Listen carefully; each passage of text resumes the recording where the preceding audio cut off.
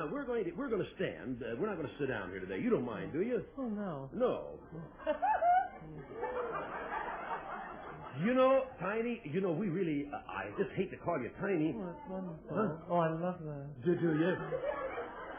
Oh, Tiny, and look at all of his hair. We have the same problem. Hair. You got too much and I ain't got enough. Oh, well, of course I have a lot of pumpkin seeds and lots of apples and raw vegetables. Oh, is that and what of you course eat? I wash it and rinse it every day. Oh, you wash and rinse your hair every day? Well, it looks beautiful. Let me see. Oh, that's gorgeous. I think this is wonderful.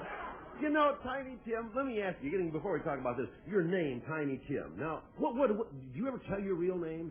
Well, yes, well, everyone in Manhattan knows that it's Herbert Corey. Herbert Corey. That is your real name. Now, how long have you been going by the name of Tiny Tim? Since 1963. That's one of my many managers who I had at the time, Mr. George King. He was a great fan of Charles Dickens, and he decided to give me the name. Yeah, very good. Well, let me ask you a question. Now, you're really a phenomenon in show business. When did you really start to click? I mean, when did people start to notice you? How did you get on Laugh-In? Tell me about this. When did you start? You've been in show business a long time, haven't you? Yeah, well, I've been over 18 years. The thing, at least that much. I would say the first big break, the biggest of all, came in 1967. When I was working at this discotheque in New York called The Scene. The Scene. And one day Mr. Mo Austin, who was the general manager of Reprise Records, came down and he just liked what he saw and he signed me up. You liked what he saw? Now, look at Tiny Tim. Are you putting people on, or is this an act, or tell us a little bit about it. Your tiptoe through the tulips, I can't even talk again this morning. Come on down, honey. You want a picture of Tiny? Come on, you can get a picture of it. He doesn't mind. But is this an act, or tell me? Yeah, well, I really mean everything I do. Anyone else can think what they want. Sure. But the thing is, I know within, and the good Lord knows, that everything that I do is sincere. However, I don't blame people for thinking what they do, because everyone has a free mind. Well, sure. It's up to me to prove whether it's true or not. Yeah, I guess that's right. I don't know what he said, but by golly, it sounded pretty good, didn't it? Well, I imagine you've had other people ask you that in interviews. If you're putting people on. Right. But this is just the way you are, and that's the way you sing. And now, we have a drummer here, Tiny Tim, whose name is Marvin Cox, who does a great imitation of you. I thought maybe you boys might do a duet this morning. Oh, I'd love to see that. You would?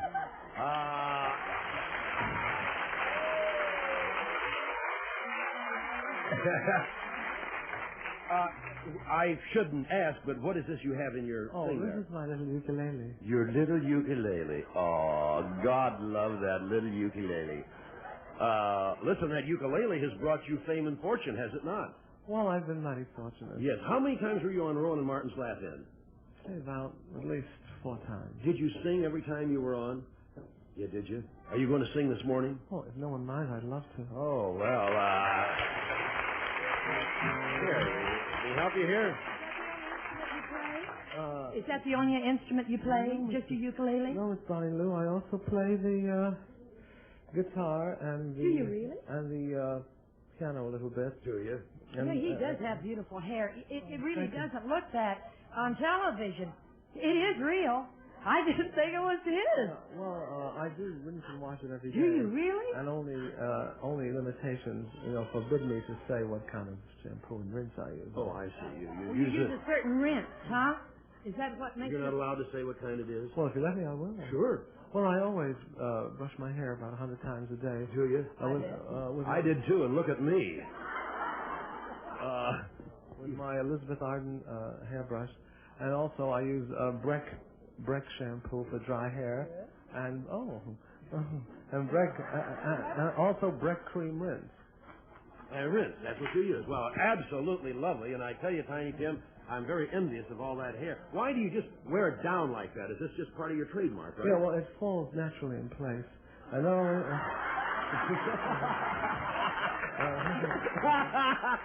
Mine falls naturally in place, too, in the sink.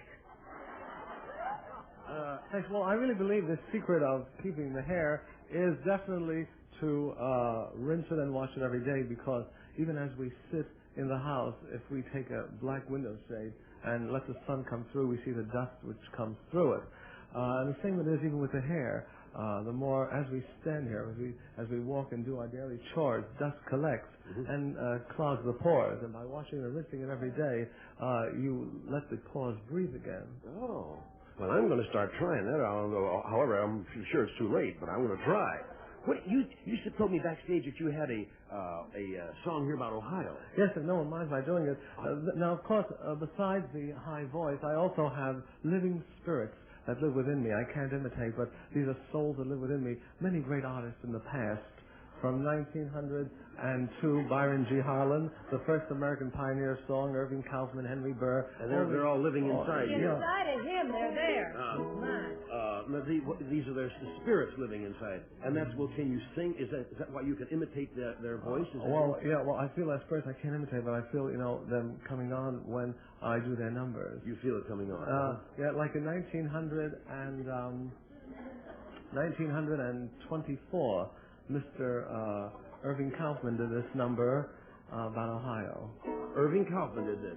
Well, would you mind going over here to this microphone? I don't want to bother you, Tiny, but let's just go over here, and there you are. You want that down a little bit? Okay, went down a little bit. Is that all right? Thank you, Mr. Paul.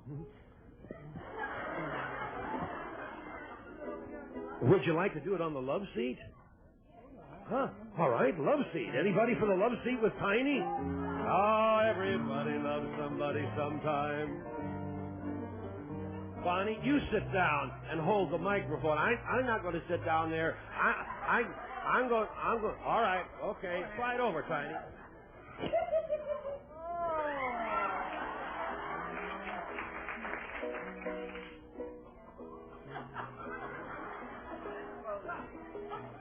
Would you all be quiet so this man can render his song?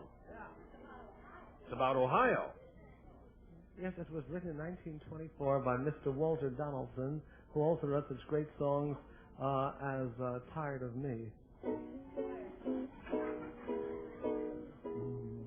I love to wake up in the morning and hear the birdies say good morning, the way they used to say good morning in my Ohio home. I love to wander mid the roses and greet my sweetie mid the roses. I love to see her mid the roses in my Ohio home. Got to thinking it over at the close of the day. Got to thinking of clover and a new mown hay, and say, I love to wander in the moonlight and meet my sweetie in the moonlight. I love to meet her in the moonlight in my Ohio home. Believe me, gal of mine, you got away from me, from the thing that I love so. But hear me, I'm coming back to the place I love the most, you know. Look here, I love to wander mid the moonlight and greet my sweetie in the moonlight. I love to meet her in the moonlight in my Ohio.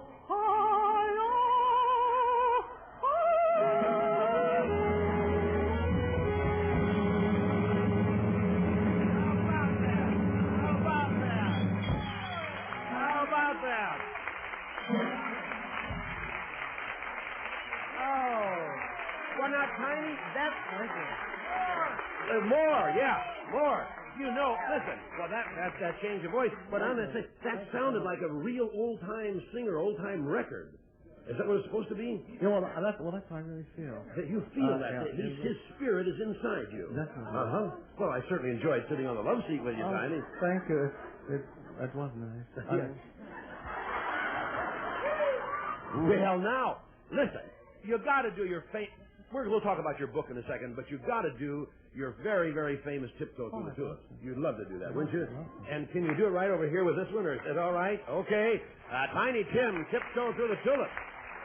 Now, Marvin, I would like to have you stand up over there. Can you bring that mic up, Marvin? Yeah, I can bring it up. Bring it up, and I would like to have you, before Tiny does it, I'd like to have you give him your impression of how he does this song. I hope you don't mind this, Tiny Tim. He may be a little nervous, but are you very nervous. Are you ready to go now? He's done this before on our show. After... Where's your hair? You don't use brackets. No, he doesn't use brackets. Put it on, Marvin. Okay. Oh, he's got his tulip out. You're a good sport. Okay, now, let's go. Can we do it a little faster than usual? Tiptoe through the tulips, through the tulips, tiptoe through the tulips.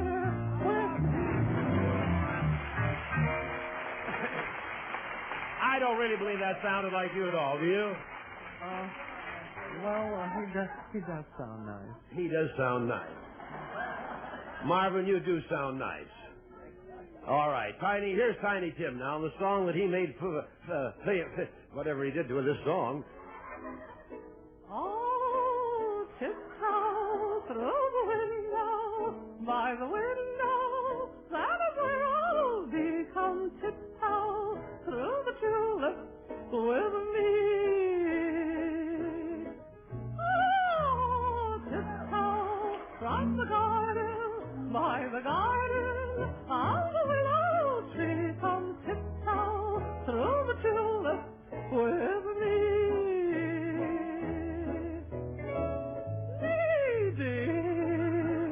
In flowers we'll stray, we'll keep the showers away, and if I kiss you in the garden, in the moonlight, you'll fall in me and tiptoe through the tulips with me.